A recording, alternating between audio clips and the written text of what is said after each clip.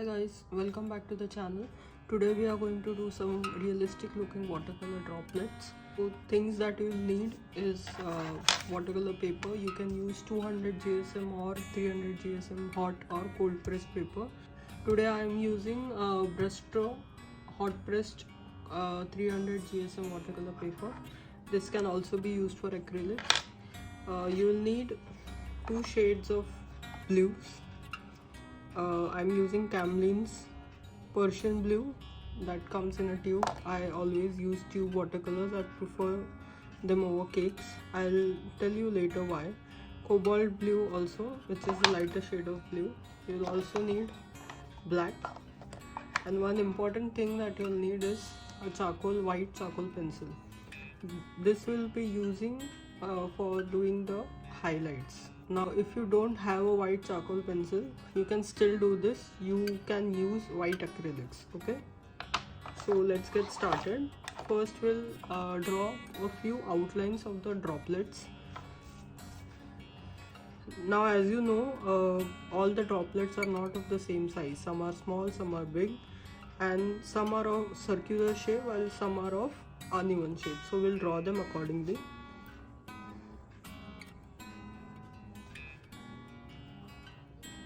I'm drawing a few circular ones, few smaller ones. Make sure you don't merge all the big ones and the small ones together. Small ones are okay, but the big ones together won't look good. It won't give it a realistic effect.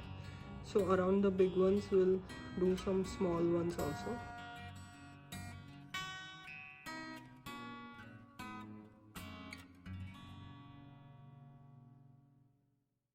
I think these are enough. We'll add to them if we want to later on. Now just one tip here, don't follow any pattern. Don't draw droplets in a straight line horizontally or vertically, because that won't look realistic. If you see a glass or a bottle which has droplets all over it, you will notice that they are not in any particular order. So just keep that in mind. Now what we'll do is we'll paint this with a very light shade of blue. Okay, I'll advise you take a big flat brush for this, because it will help you to spread water more evenly throughout the paper. Don't be afraid to take water. Now we'll paint the whole area in this light blue.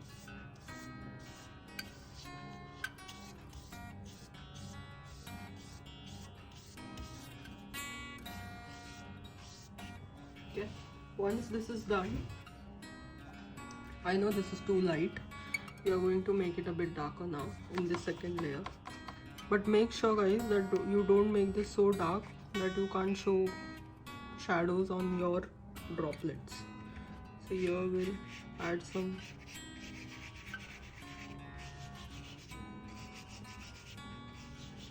dark shades. I have done something here deliberately to show you what happens when you don't use a tape. Okay, this is what happens. Watercolor paper will do this, don't worry. Just need a bit of painter's tape or a scotch tape. I normally use scotch tape. Tape it to your surface.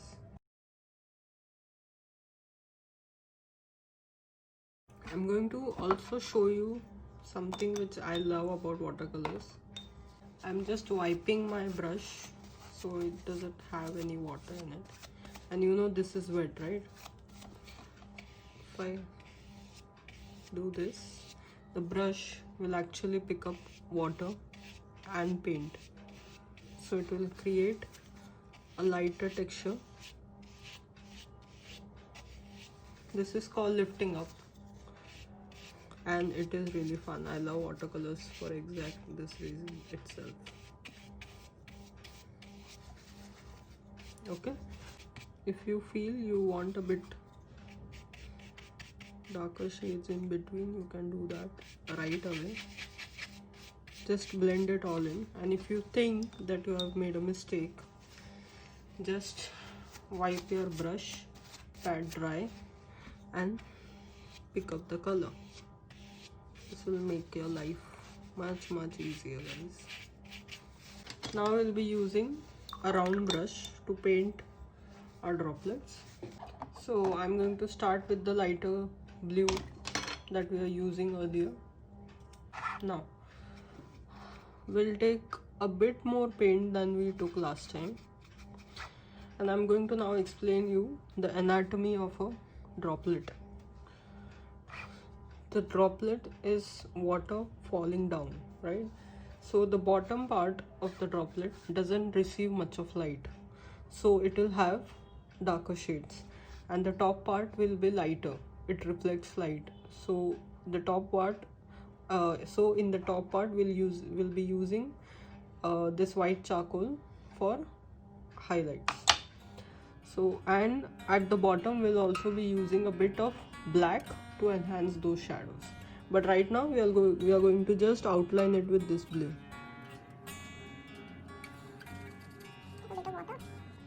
Make sure you just go over this.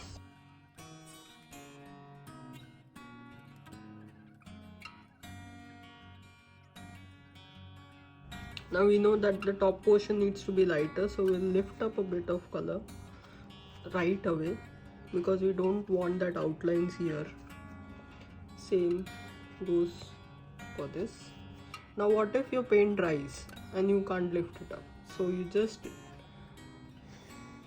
take some water. I hope you can see this, I don't know. So you can just take some water again and wet the area that you want to lift up, and again pat dry your brush and then lift up. See, the paint will lift up very easily. Now we have to do the same for all the droplets.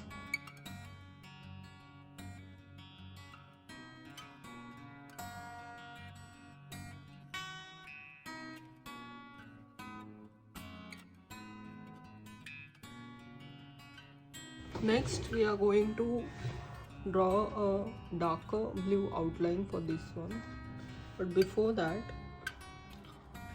we'll take the same blue, but we'll take a bit of more blue in our brush, less water this time, and we are going to go over the bottom part.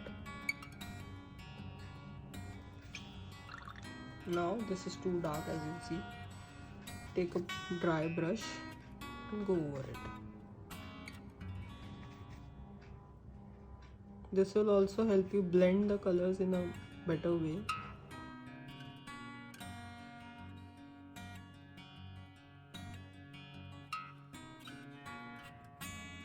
So now we'll take this dark blue and we'll go over this same thing again.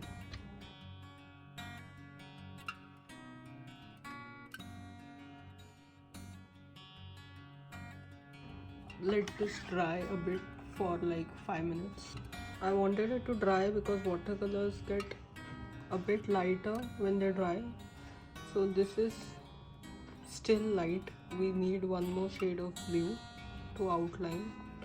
This time I'm going to take very less amount of water and I'll just make shadows.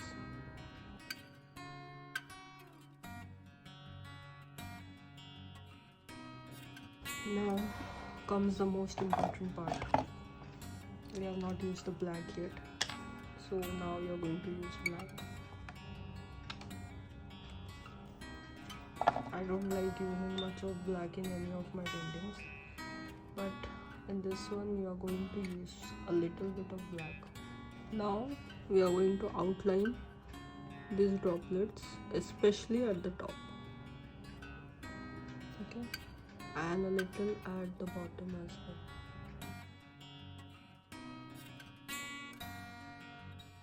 Next and the most important step that will change the whole look and feel of this is this white charcoal. So we have to let this dry a bit, guys, because if you start doing your highlighting with charcoal pencil right now on this wet watercolor, this is not going to work. It will all come out smudgy and the water is going to rip off the paper along with this pencil. So we have to wait for this to dry a bit.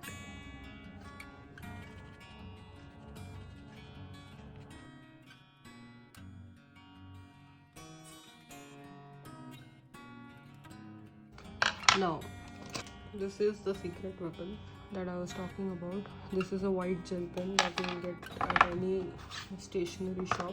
So now we'll be doing our highlights with this one. I'm just going to show how dark this thing is.